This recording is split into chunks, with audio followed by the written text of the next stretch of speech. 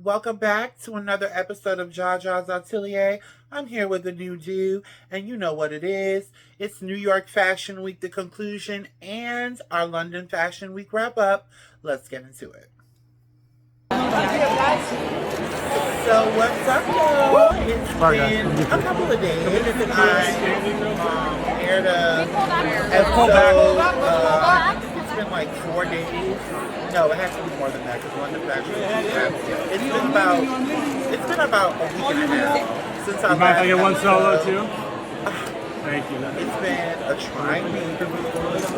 Right after I shot the episode, I woke up Sunday morning, got ready to smoke my reefer, drink my coffee, watch a little Melrose Place, and then this happens.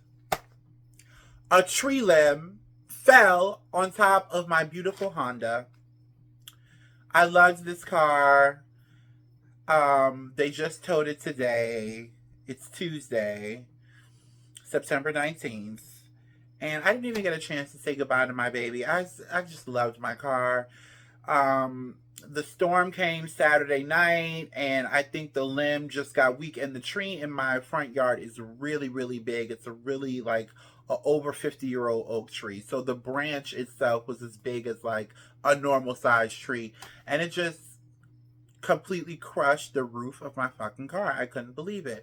But thank God for good insurance. So your girl is still on the road, and maybe this is just God's way of giving me an upgrade. Who knows? I was laying in the bed, and all I heard was whoosh. I thought it was one of my clothing racks on this side that had fallen, and I came in here, and everything was fine. And I walked out into my foyer and walked past the window and did one of these and saw, bitch, a whole fucking tree limb. So that's why things got a little delayed and hectic, but we're back and we're going to cover everything. Let's start with New York Fashion Week, the conclusion. It's, how many shows I have here? 1, 2, 3. It's 3 shows that I want to talk about for the last couple days of Fashion Week.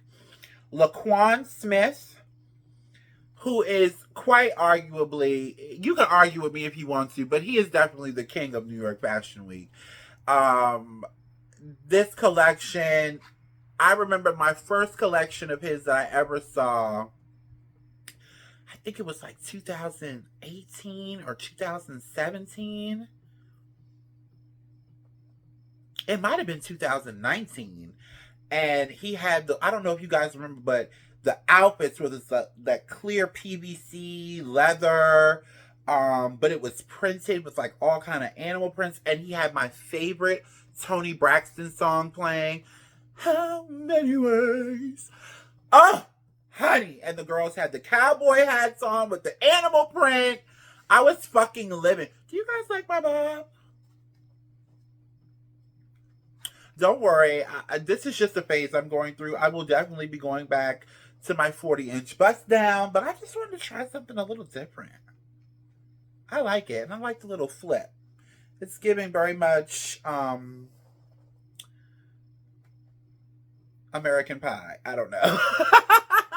Anyway, Laquan Smith, that show changed my life, honey, and I've been a fan of his ever since.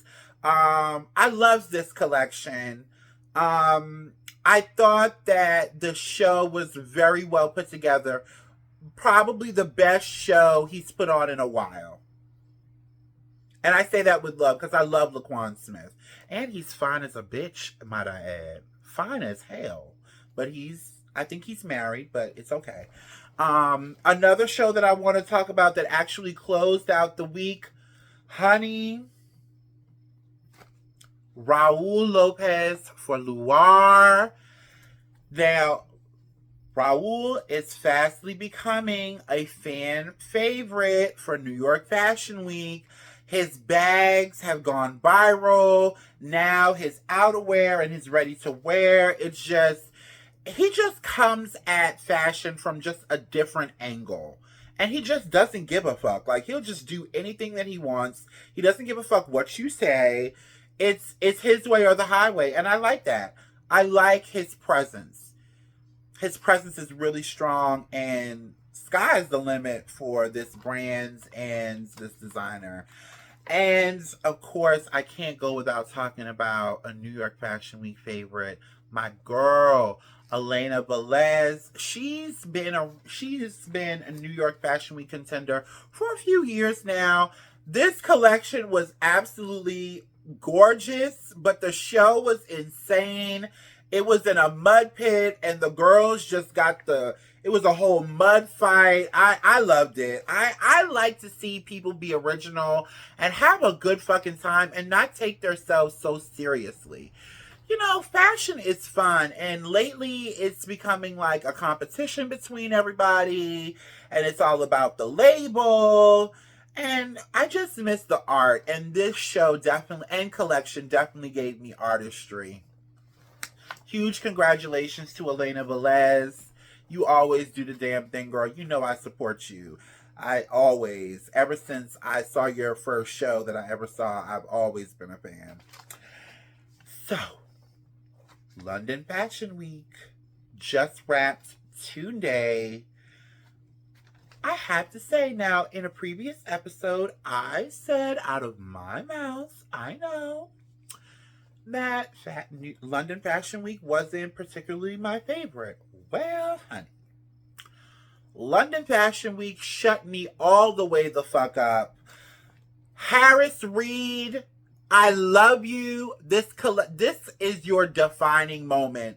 This collection was beyond. I loved the corsetry. I loved the fabrics. I talked about this in the reel on Instagram that you probably just seen that brought you to this motherfucking episode, okay?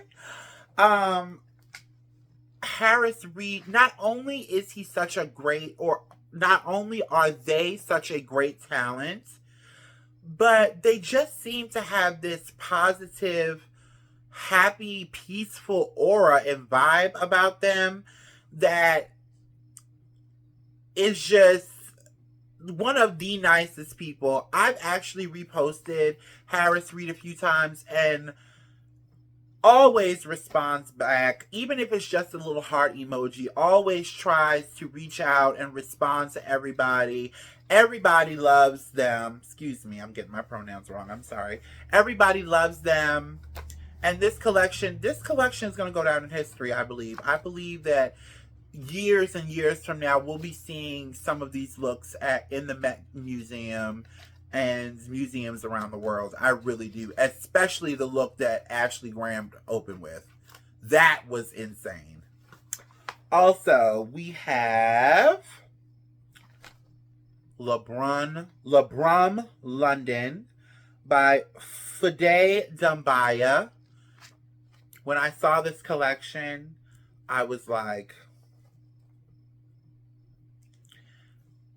chic, soulful, and chic. I love the Afrocentric vibes. All the models look so beautiful. Even the ones, black, white, whatever, all the models were impeccably groomed. The show was so organized, so beautiful. I mean, I've been hearing rumblings about Fide, but I never really had time to really dig deep, and there wasn't really a whole lot about him on the platforms that I was going to. So this really forced me to I said, when I saw him on the schedule, I was like, okay, I got to get my shit together. I got to watch this show because I'm hearing great things. Huge congratulations to you. And my last but not least, my next favorite show was by a design house that I'm not really familiar with, Ashish. This was rebellious glamour, in your face, fuck the establishment.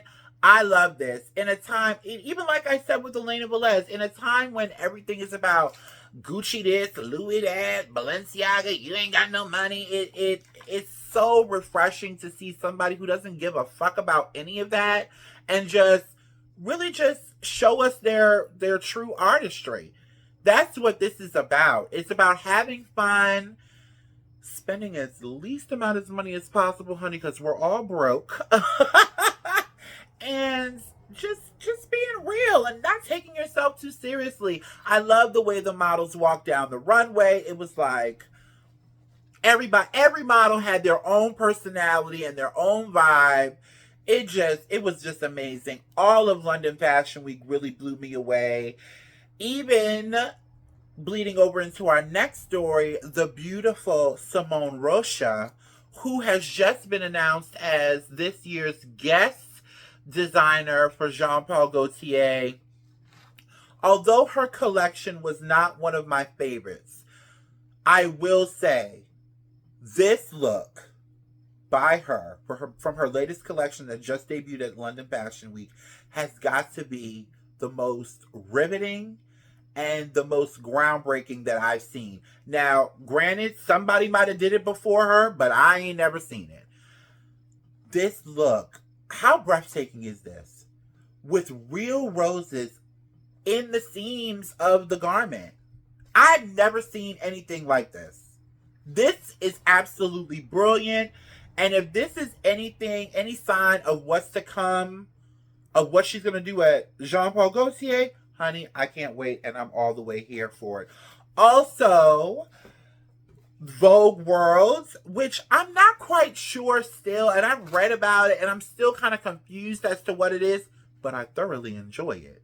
I will say, this is the second one that Vogue has done. The last one, I believe, was during New York Fashion Week, I think, last year.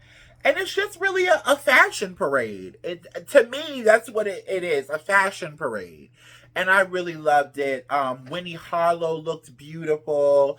I loved the ending with Vogue cover stars Christy Turlington, Linda Evangelista, Cindy Crawford, and Naomi Campbell closed out the Vogue World and just sauntered through this stadium or theater or whatever it was. I just really enjoyed it. I don't know what the fuck it is, but I like watching it. It's a fashion parade. Hurrah, hurrah. I don't know. For our next story, we're going to be talking about somebody that I really, really love and I really, really admire. Supermodel Precious Lee, who came along and changed the game with her dynamite fucking shape. Her shape, her face, her body, everything on this woman is perfection.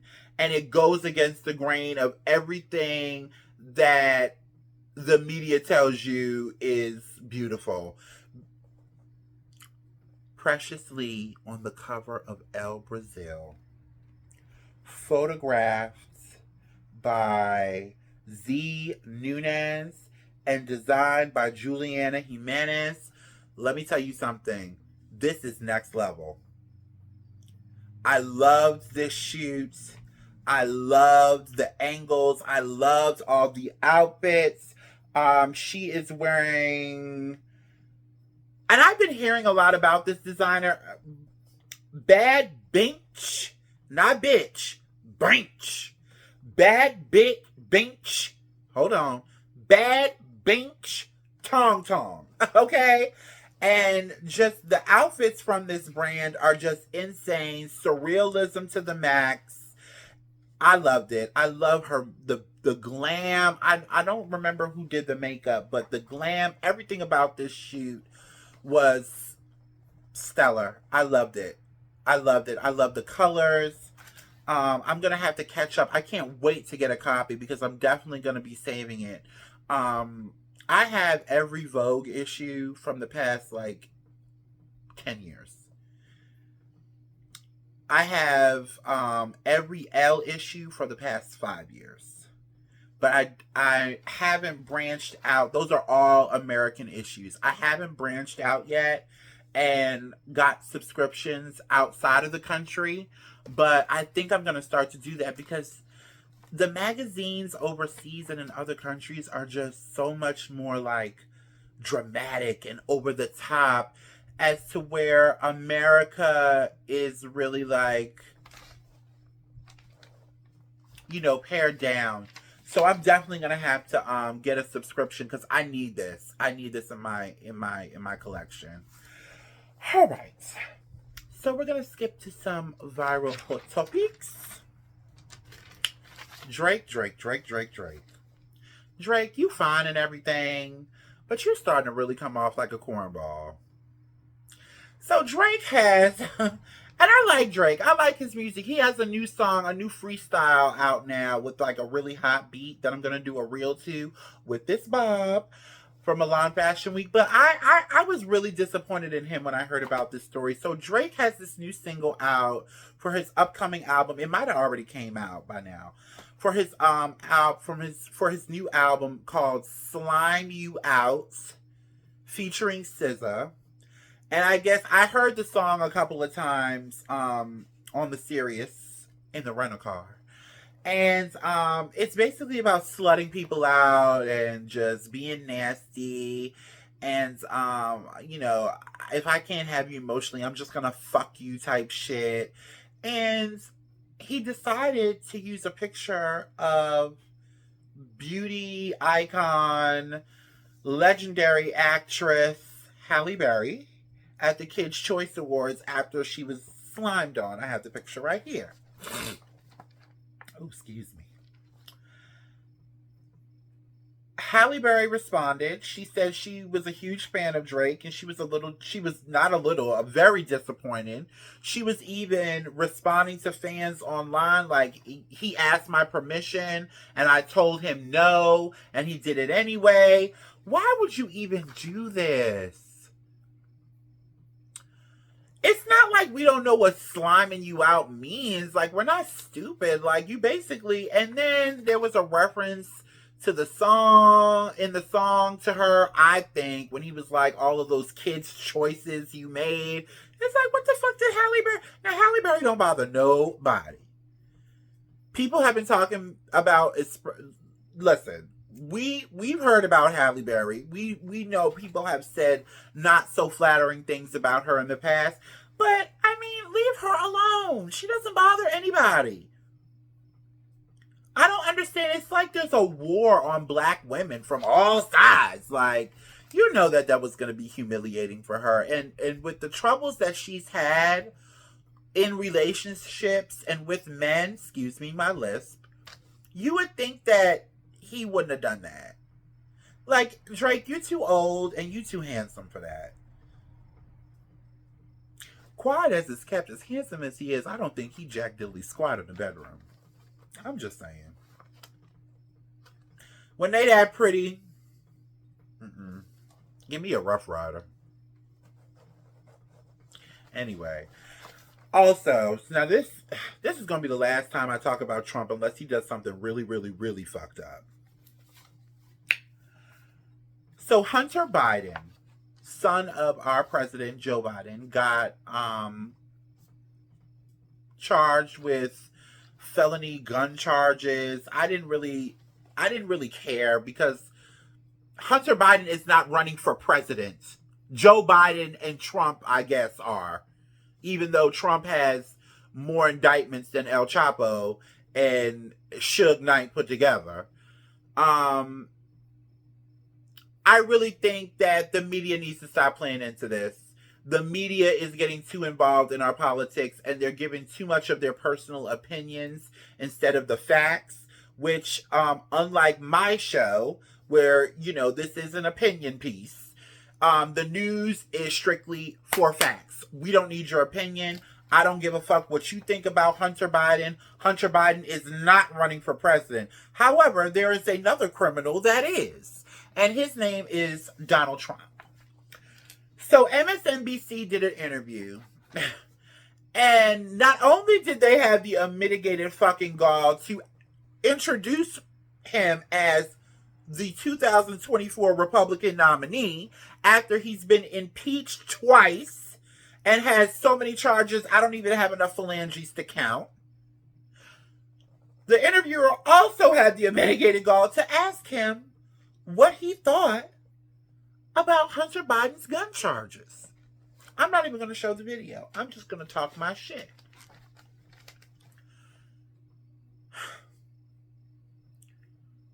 Trump, we don't give a fuck about your opinion, okay? You are the last person that needs to be addressing anybody else's criminal anything, okay? Now, I'm more mad at the interviewer. I'm more mad at MSNBC for even having him on the show. You know what he brings.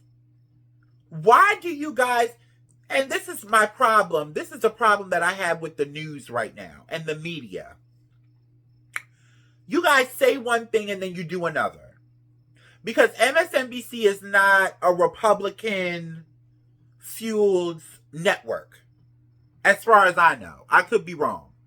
They do have their guests sometimes that do come in and do, you know, kind of like The View, where you had Joy and Rosie, but then you had Elizabeth, and it was like, I get that, but it's just becoming real messy. I don't even know why you guys even had him on there. It was no point. I can't believe that we're introducing him as the 2024 Republican nominee. The Republicans should be ashamed of themselves. I don't understand why the Republicans are even worried about Hunter Biden when y'all's nominee should be locked the fuck up right about now. Should have been locked up. Not only do you got a criminal running for office, but you propping up poor Mitch McConnell. I wish they would stop propping that fucking old ass. I was about to say something. I can't say that on here. I wish they would stop propping that old ass white man up. And then they asking him, are you okay? Is everything all right? Motherfucker, this is the 5th time that this motherfucker has. And y'all steady propping him up. It's getting to the point where I don't even know if I want to. I'm thinking about just moving to Canada. It's ridiculous what our government is doing to us. You work for us. You work for us. We don't work for you. It's our tax dollars that pays them. And this is what y'all are doing? Anyway, guys. London Fashion Week just wrapped. Milan starts, I believe, tomorrow or Thursday. Now that I have everything settled in my house with my car, I can get back on track. I just can't believe them damn Republicans. They so goddamn two-faced and shiesty and shifty. They always play dirty. Ever since I was old enough to realize what Republican and Democrat was, the Republicans y'all always play shifty. And y'all Democrats, y'all always play pussy. Oh, we're just gonna when they. I know Michelle Obama said when they go low, we go high. Yeah. Well, guess what? It's about to be 2024, and we ain't got time to climb to the top of the high. We need to. When they go low, we need to go lower. Find out. Somebody over there at the Democratic Party need to find a picture of Trump naked and blackmail him or something. Because they damn sure. Because I find it really interesting that all of this about Hunter Biden is coming up right before the election. Now, who blew the whistle on that like Too Short? I'm just saying, this new hair got me kind of sassy. I don't know. Anyway, guys, I will be back in a few days with the opening of Milan Fashion Week. Hope to see you then.